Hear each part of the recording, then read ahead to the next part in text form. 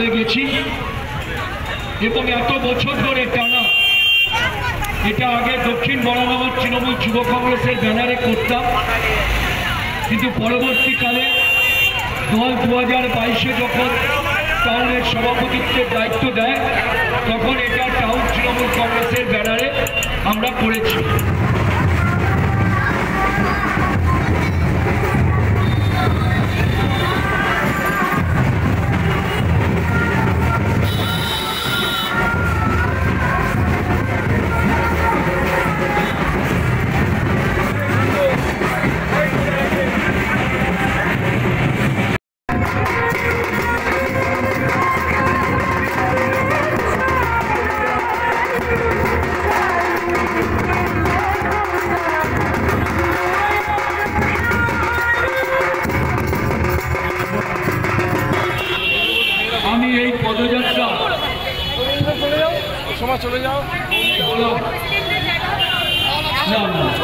সামনে বসবে, সামনে বসবে।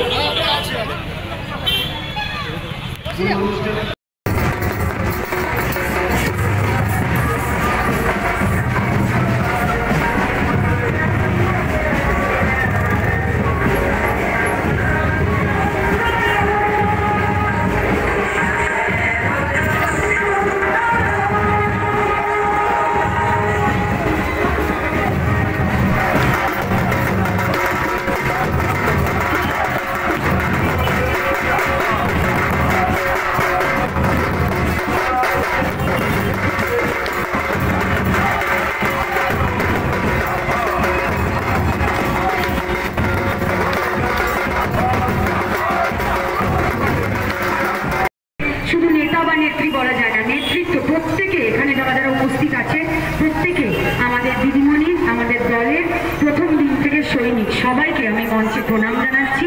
আমাদের যত শাখা সংগঠন রয়েছে, আমাদের ছাত্র, আমাদের যুব, আমাদের আইএনটিটিউসি, আমাদের মহিলা সহ সকলে আমি নমস্কার জানাচ্ছি, প্রণাম জানাচ্ছি। বড়দের প্রণাম নেবেন বড়রা। আজ ইংরেজি নতুন বছরের শুভেচ্ছা। সাথে সাথে আমাদের প্রত্যেক তৃণমূল কংগ্রেস কর্মীর জন্য অত্যন্ত স্পেশাল একটা দিন। তার আগে আমি বলবো আমার সাথে এখানে গুপিদা রয়েছেন, উষাদি রয়েছে, আমাদের সম্পাদি, আমার সেকেন্ড সম্পাদি, আচ্ছা আমাদের সুস্মিতা দি রয়েছেন, নেতাইদা রয়েছেন, আমাদের আইএনটিটিউসির সভাপতি দক্ষিণ বরানগর নান্টুদা রয়েছেন, আমাদের সিআইসি মেম্বার অঞ্জনদা রয়েছেন, এদিকে আমাদের ভাইস চেয়ারম্যান বরানগর পৌরসভার সুন্দা রয়েছেন, সকলের নাম বলেছি।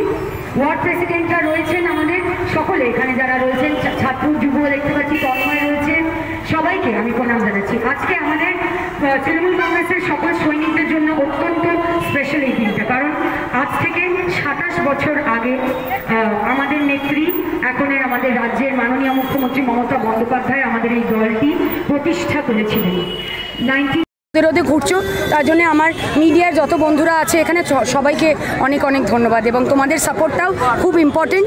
অনেক মিডিয়া আছে যারা ভুল খবর দেখিয়ে মানুষকে কি বলবো বিভ্রান্ত করার চেষ্টা করে।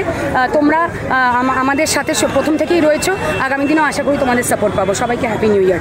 এবার আমি তোমার প্রশ্নের উত্তরে আসি, যে ভীষণ ভালো লাগছে, অবশ্যই একটা বার্তা মানুষের কাছে যে তৃণমূল কংগ্রেস শুধু আজকের দিনে না, 365 দিন মানুষের জন্য সর্বদা তৃণমূল কংগ্রেস রাজপথে রয়েছে, এবং যেভাবে আজকে কেন্দ্রের সরকার যেভাবে মূল্যবৃদ্ধির মাধ্যমে, বিভিন্ন সমস্ত প্রাইভেটাইজেশনের মাধ্যমে, বিভিন্ন আরও কত বলবো প্রচুর আছে, যেভাবে মানুষের জীবনে, দৈনন্দিন জীবনে যেভাবে অত্যাচার করে চলেছে, তার বিরুদ্ধে লড়তে তৃণমূল কংগ্রেস রাজপথে আছে।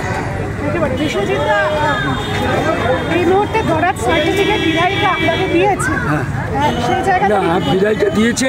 এর সাথে আমি একটাই কথা বলতে চাই, এতদিন ধরে যে আমি করেছি এবং ধরে রাখতে পেরেছি, এবং আমার সবথেকে ভালো লাগছে এই কারণেই যে আমরা এর আগেও আমি করেছি, প্রথম যখন দল ক্ষমতায় আসেনি করেছি, কিন্তু তারপরে আমি একথা বলতে বাধ্য হব, দল ক্ষমতায় আসার পরেও এবারের যে আমি আলোড়ন দেখেছি, এবারে যে উচ্ছ্বাস দেখেছি সায়ন্তিকা বন্দ্যোপাধ্যায়ের নেতৃত্বে আমাদের বরানগরের কর্মীরা, দক্ষিণ বরানগরের কর্মীরা, তারা আমরা উচ্ছ্বসিত, আনন্দিত এবং আহ্লাদিত।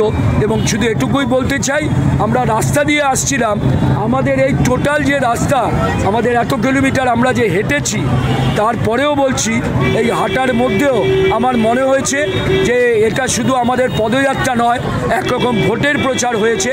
এবং সায়ন্তিকাকে দেখে বহু মানুষ তারা যেভাবে হাত নাড়িয়েছে, আমি অত্যন্ত আশাবাদী যে 26-এ দল যদি আবারও সায়ন্তিকাকে দেয়, সায়ন্তিকা বিপুল পরিমাণে নির্বাচিত হবে। আজকে আমাদের এটাই শপথ হোক, এটুকু বলে আমি সবাইকে আজকে ধন্যবাদ জানাচ্ছি।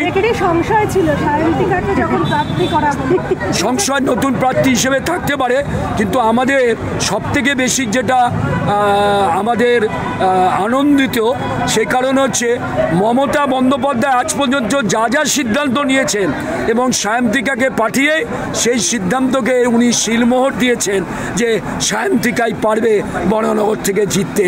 এটাই মমতা বন্দ্যোপাধ্যায়ের তার কৃতিত্ব। আর এই কারণে আমিও তৃণমূল কংগ্রেসের কর্মী এবং দলীয় সভাপতি হিসেবে আমারও সেই কারণেই মমতা বন্দ্যোপাধ্যায় তথা আমার দলকে আমি সেই কৃতিত্বই দেব যে সায়ন্তিকাকে পাঠিয়েছে, আবারও যেন সায়ন্তিকাকেই পাঠানো হয়। নমস্কার।